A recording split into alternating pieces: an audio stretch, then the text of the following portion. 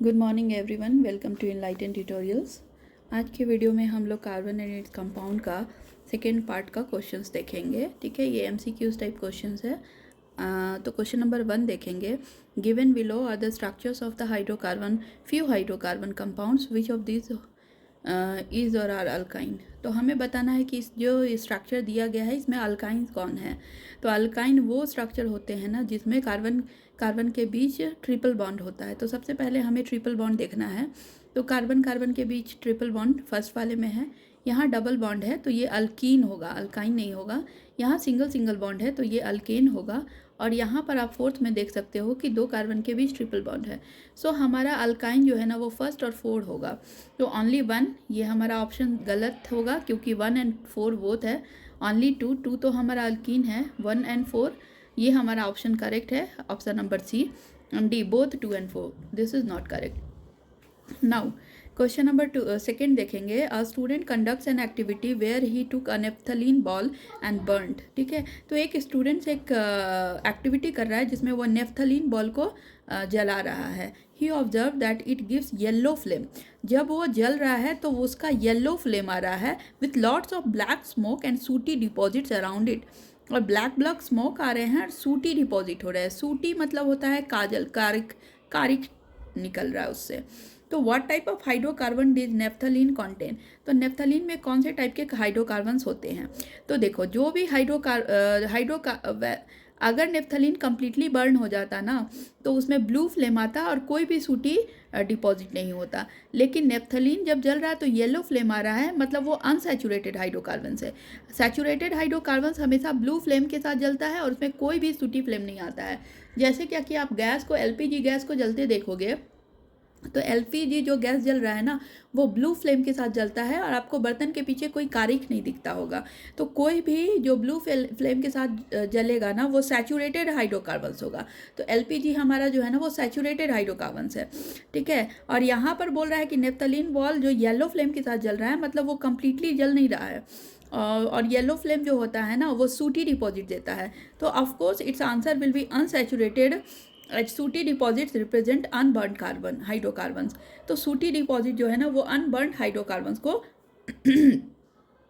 बताता है। ठीक है, तो ऑप्शन बी हमारा इस ऑप्शन के लिए करेक्ट होगा। ऑप्शन ए और सी और डी को भी देखेंगे। देखो अनसैचुरेटेड अ black smoke represents complete combustion. तो अनसैचुरेटेड तो इन्होंने सही लिखा है लेकिन ब्लैक स्मोक ये है ना इनकम्प्लीट कंबशन को दिखाता है, ना कि कंप्लीट कंबशन को। तो ऑप्शन ए गलत हो गया। ऑप्शन सी देखेंगे। Saturated as it gives yellow flame which represents complete combustion. तो सैचुरेटेड तो होगा नहीं क्योंकि सैचुरेटेड जितने भी हाइड्रोकार्बन्स होते हैं वो कंप्लीटली बर्न होते हैं विथ ब्लू फ्लेम। तो ऑप्शन सी भी हमारा रॉन्ग हो जाएगा ना। ऑप्शन डी देखेंगे। Saturated as the burning of any substance represent a complete combustion. तो कंप्लीट कंबशन अगर होता तो सूटी फ्लेम नहीं होता और येलो फ्लेम के साथ नहीं जलता। तो ऑप्शन बी हमारा करेक्ट होगा इस क्वेश्चन के लिए। नाउ नेक्स्ट क्वेश्चन देखेंगे कि in the given reaction alkaline KMnO4 acts as. तो देखो यहाँ पे इथेनॉल है और अल्कलाइन KMnO4 जो है ना वो किस तरह से एक्ट करेगा। तो हमें पता है कि अल्कलाइन KMnO4 है ना वो एक ऑक्सीडाइजिंग एजेंट की तरह काम करेगा। वो खुद तो रिड्यूस होगा लेकिन इथेनॉल को वो ऑक्सीडाइज कर देगा। तो इथेनॉल को जब वो ऑक्सीडाइज करेगा ना तो इथेनॉल में ऑक्सीजन एक और ऐड हो जाएगा और हाइड्रोजन बाहर निकल जाएगा। तो देखो CH3CH2OH, इसमें अल्कलाइन KMnO4 डालकर हीट करेंगे ना तो हमें मिलेगा CH3COOH। ठीक है, ये CH3COOH ये हमारा इथेनोइक एसिड है प्लस H2 निकलेगा। तो ये alkaline KMnO4 is an oxidising agent here. ठीक है, यहाँ पे देख सकते हो ये जो है ना रिएक्शन इसका ऑक्सीडेशन हो रहा है। मतलब अल्कोहल में अगर हम KMnO4 डालेंगे ना तो KMnO4 और K2Cr2O7 ये दोनों ऑक्सीडाइजिंग एजेंट की तरह काम करता है और ये अल्कोहल को चेंज करेगा कार्बोक्सिलिक एसिड में। ठीक है, now question number next question देखेंगे कि it is a product of soap industry. तो सोप इंडस्ट्री के प्रोडक्ट क्या होंगे। तो ग्लूकोज, अल्कोहल, ग्लूकोज, एस्टर और एल्डिहाइड। तो सबसे पहले तो हमें सोप इंडस्ट्री में सपोनिफिकेशन रिएक्शन पता होना चाहिए। तो सपोनिफिकेशन रिएक्शन में हम लोग ईस्टर लेते हैं और उसमें बेस डालते हैं, सोडियम हाइड्रोक्साइड। तो हमें मिलता है सोप प्लस अल्कोहल, तो हमें प्रोडक्ट मिला सोप और बाई प्रोडक्ट मिला अल्कोहल। तो इन्होंने पूछा है which of the following is the product of soap industry, तो हमें सोप नहीं है तो सोप इंडस्ट्री का दूसरा प्रोडक्ट हमें अल्कोहल मिलेगा, तो our answer will be alcohol.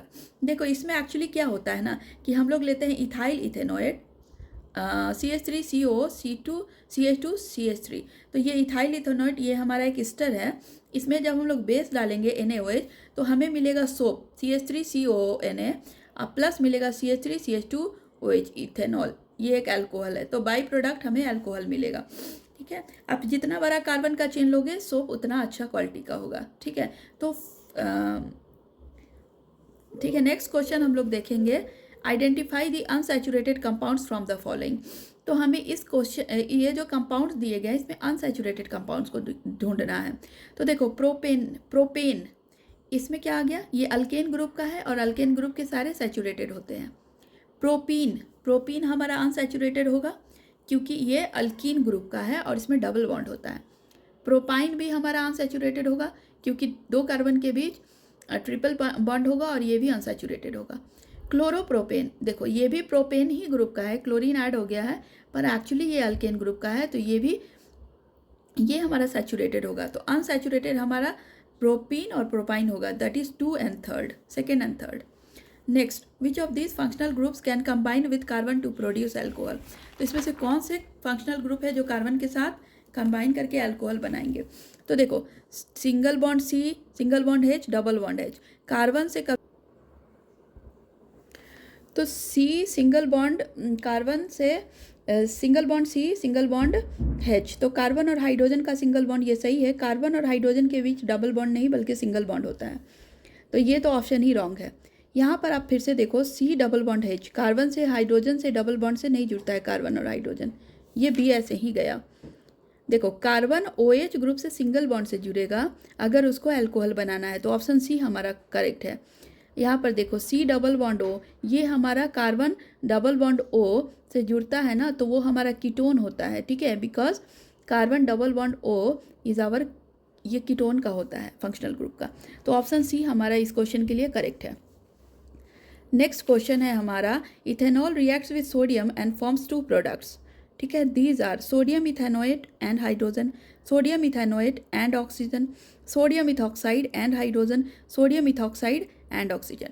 तो देखो इथेनॉल है प्लस सोडियम है, तो हमें इथेनॉल प्लस सोडियम दोनों मिलकर सोडियम इथॉक्साइड प्लस हाइड्रोजन मिलेगा, दिस इज़ वेरी इंपॉर्टेंट। ठीक है, 1 मार्क्स के लिए क्वेश्चन पूछते हैं कि इथेनॉल सोडियम के साथ रिएक्ट करके कौन सा कंपाउंड बनाता है, तो इथेनॉल जो है ना वो एसिडिक नेचर का है और सोडियम के साथ रिएक्ट करके सोडियम इथॉक्साइड प्लस हाइड्रोजन बनाता है। ठीक है, तो इस क्वेश्चन के लिए हमारा ऑप्शन C बिल्कुल करेक्ट आंसर है। नाउ नेक्स्ट क्वेश्चन देखेंगे, in the soap micelle, soap का जो मिसल होता है ना उसका स्ट्रक्चर ऐसा होता है। ठीक है, ये मिसल फॉर्मेशन का एक स्ट्रक्चर है। तो इसमें बोल रहा है कि the ionic end of the soap is on the surface of the cluster while the carbon chain is in the interior of the cluster. तो देखो ये सोप का मिसल है और मिसल के 2 पार्ट होते हैं, एक तो होता है हेड और दूसरा होता है टेल। ठीक है, जो भी हेड है ना ये हेड है, ये सारे हेड पार्ट है और यहाँ इसके टेल पार्ट है। तो जितने भी हेड पार्ट है ना वो सारे है ना आयनिक एंड होते हैं। ठीक है, इसका आयंस होता है, यहाँ पे माइनस चार्ज होता है। ठीक है, और यहाँ पर ठीक है, और जो भी टेल है ना वो नॉन आयनिक एंड होता है। ठीक है, तो आयनिक एंड जो है ना वो क्या होता है ना कि पोलार एंड भी बोल सकते हैं, तो पोलार डिजॉल्व पोलार, तो आयोनिक एंड जो है ना वो वाटर को डिजॉल्व करेगा और जो टेल एंड है ना वो फैट को या फिर डर्ट को अट्रैक्ट करेगा, because that is both of them are non polar. ठीक है, तो नॉन आयोनिक एंड होते हैं डर्ट और ग्रीस या फिर ऑयल, और ये जो टेल है ना वो भी नॉन आयनिक एंड होता है। तो यहाँ पे जो ऑप्शन है ना कि the ionic end of the soap is on the surface of the cluster, this is correct, while the carbon chain is in the interior of the cluster, this is also correct. Option B को देखेंगे, the ionic end of the soap is in the interior of the cluster and the carbon chain is in out of the cluster. तो ionic end अंदर और carbon end outside, this is wrong, क्योंकि ionic and हमेशा head क्या बोलते हैं उसको बाहर की तरफ होता है। Both ionic end carbon chain are in the interior of the cluster, ये तो बिल्कुल गलत है, क्योंकि आयनिक एंड और कार्बन चेन दोनों इंटीरियर में नहीं हो सकता है, पॉसिबल नहीं है, both ionic end and carbon chain are on the exterior of the cluster, this is also wrong. So हमारा ए ऑप्शन इस क्वेश्चन के लिए करेक्ट होगा। Next question, a student conduct N activity where he burns methane in the presence of oxygen, what is likely to form. तो एक student है जो एक एक्टिविटी कंडक्ट करता है और वो क्या करता है ना कि मीथेन को बर्न करता है ऑक्सीजन में। तो मीथेन को जब ऑक्सीजन में हम लोग जलाएंगे ना तो हमें मिलेगा carbon dioxide plus water plus heat and light energy. तो हीट और लाइट एनर्जी को हम प्रोडक्ट नहीं बोल सकते, प्रोडक्ट हमारा कार्बन डाइऑक्साइड और वाटर होगा।